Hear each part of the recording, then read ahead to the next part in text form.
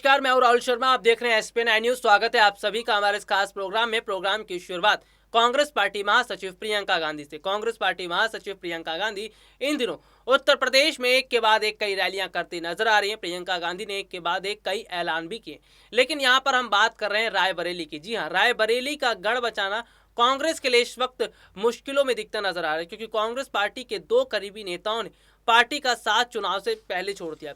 उत्तर प्रदेश के अंदर कांग्रेस पार्टी के दो नेताओं ने अचानक कांग्रेस का साथ जिस तरह छोड़ा, उससे मालूम पड़ता है कि वाकई में आने वाले समय की स्थितियां बदल रही हैं, आने वाले समय का माहौल बदल रहा है। हालांकि इन सब के बीच अगर मैं बात करूं तो रायबरेली गांधी परिवार का गढ़ माना जाता है। अमेठी वो भी राय गांधी परिवार का गढ़ है, लेकिन रायबरेली से अगर कांग्रेस पार्टी को झटका लगता है तो साफ तौर पर यह पता चलेगा कि गांधी परिवार के लिए मुश्किलें खड़ी हो जाएंगी। हालांकि उत्तर प्रदेश में इस वक्त प्रियंका गांधी का बोलबाला देखने को मिल रहा है। उत्तर प्रदेश में इस वक्त प्रियंका गांधी का दबदबा देखने को मिल रहा है। और तो और अगर बात करें तो फिलहाल मौजूदा समय के अंदर इस तरह की स्थितियां भी दिखाई दे रही हैं कि फिलहाल प्रियंका गांधी ने बहुत बड़ा फोकस जनता पर बना रखा है। बहुत बड़ा फोकस उन्होंने जनता के लिए कर रखा है, और जनता जो है वो ये भी देख रही है कि कितने बड़े हद तक जो है वहाँ प्रियंका गांधी के साथ जुड़ा जाए। इस वक्त प्रियंका गांधी ने एक नई चेन की शुरुआत की है।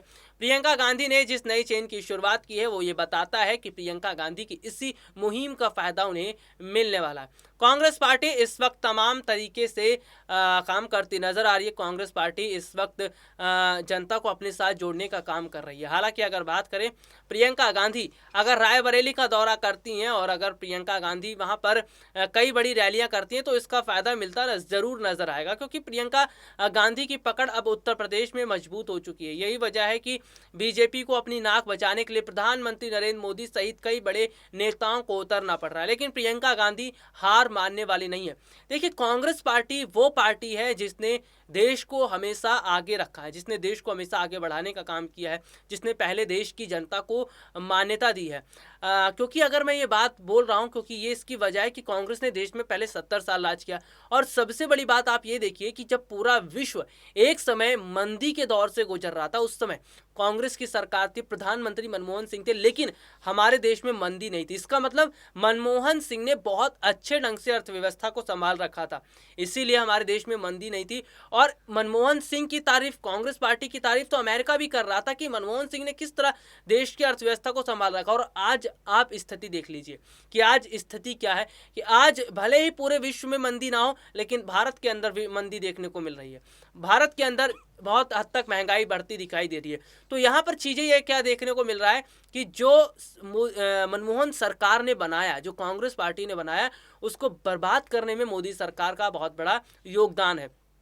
तो बहुत बड़े हद तक यहाँ पर चीज़ें अलग होती नज़र आ रही हैं, बहुत बड़े हद तक यहाँ पर बदलाव होता नज़र आ रहा है। हालांकि अगर इन सब के बीच मैं बात कर लेता हूँ तो कांग्रेस पार्टी ने ये ज़रूर बता दिया है कि वो जनता के साथ खड़ी है। कांग्रेस पार्टी ने ये बता दिया है कि वो जनता को डरने की ज़रूरत नहीं, और इसीलिए जनता अब एक तरफा कांग्रेस पार्टी की तरफ झुकती नज़र आ रही है। उत्तर प्रदेश में अगर तस्वीर बदलती है, उत्तर प्रदेश में अगर माहौल बदलता है, तो जाहिर सी बात है इसका फ़र्क आने वाले समय के चुनावों पर दिखता नजर आएगा। जाहिर सी बात है आने वाले समय के चुनावों पर इसका असर दिखता नजर आएगा।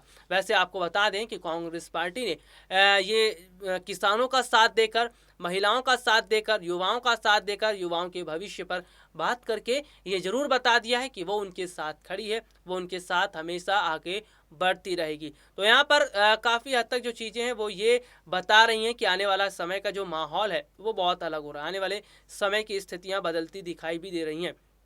इन सब के बीच अगर मैं बात करूं तो यहाँ पर यह भी देखने को मिल रहा है कि साल 2024 में जो लोकसभा चुनाव है, उस चुनाव को जीतने के लिए भी विपक्षी पार्टियां बहुत हद तक काम कर रही हैं। विपक्षी पार्टियां ये पूरा जोर दे रही हैं कि किसी भी हद तक जो है बीजेपी को सत्ता से नीचे गिराया जाए, किसी भी हद तक मोदी सरकार को सत्ता से नीचे गिराया जाए, और सत्ता को मोदी सरकार को सत्ता से नीचे गिराने में जनता भी अपना बहुत बड़ा योगदान दे रही है, क्योंकि जनता समझ चुकी है कि ये एक ही थाली के चट्टे बट्टे हैं। चाहे प्रधानमंत्री नरेंद्र मोदी हो या योगी आदित्यनाथ, बड़े बड़े ऐलान तो कर देते हैं, बड़ी बड़ी रैलियां कर देते हैं, बड़े बड़े दावे करते हैं, लेकिन होता कुछ नहीं है। और जाहिर सी बात है, यहाँ पर जनता बहुत हद तक चीज़ों को समझ रही है, समझना शुरू कर चुकी है, क्योंकि जनता इतनी भी मूर्ख नहीं है जितना उसे समझा जा रहा है। तो जनता बहुत बड़े हद तक काम करती नजर आ रही है, जनता बहुत बड़े हद तक चीज़ों को अलग करती नजर आ रही है।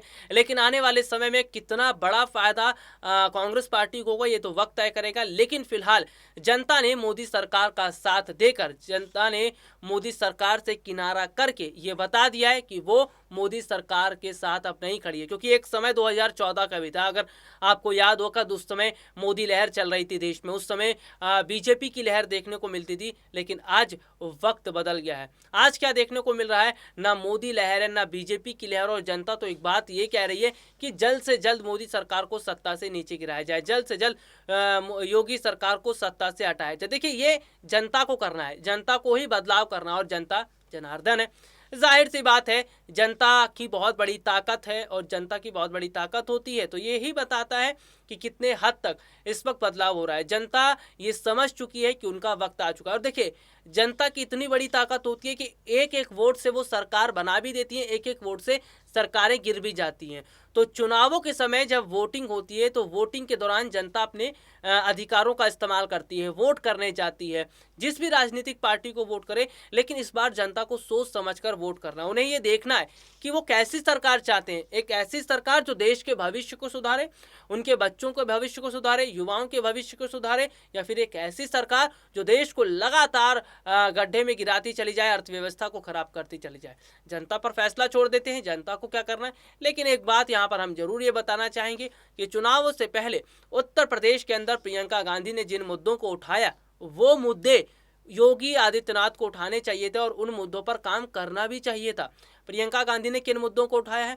बेरोजगारी के मुद्दों को उठाया है, महिलाओं के लिए स्पेशल पैकेज तैयार किया गया है, युवाओं के लिए स्पेशल पैकेज तैयार किया गया है, चुनाव से पहले कई बड़ी रणनीतियां बनाई जा रही हैं। तो यहाँ पर ये देखा जा रहा है कि वाकई में स्थिति इस बार बदल रही है। ये देखा जा रहा है कि वाकई में इस बार माहौल बदलता नजर आ रहा है। हालांकि इन सब के बीच अगर मैं बात करूं, तो चुनावों से पहले कांग्रेस पार्टी में अब जश्न थोड़ा बहुत दिखता नजर आ रहा है। पार्टी के उन नेताओं के चेहरे पर एक चमक देखने को मिल रही है, जो नेता पहले जो नेता पहले ये सोच रहे थे कि कांग्रेस पार्टी अब ऊपर नहीं आ पाएगी, जो नेता पहले ये सोच रहे थे कि कांग्रेस पार्टी को जो है अब आने वाले समय में बड़ा नहीं कुछ मिल पाएगा, लेकिन अब वो नेता ये समझ रहे हैं कि पार्टी की जो रणनीतियां बनाई जा रही हैं, पार्टी में लगातार जो बदलाव हो रहे हैं, ये बदलाव बहुत बड़े हद तक जनता के लिए अच्छे हैं और कांग्रेस पार्टी के लिए भी अच्छे हैं। कांग्रेस पार्टी में अभी हाल ही में कई नेताओं को शामिल किया गया है। जल्द ही जो है पार्टी के अंदर बड़ी एक नई युवा टीम तैयार की जाएगी, क्योंकि कांग्रेस ने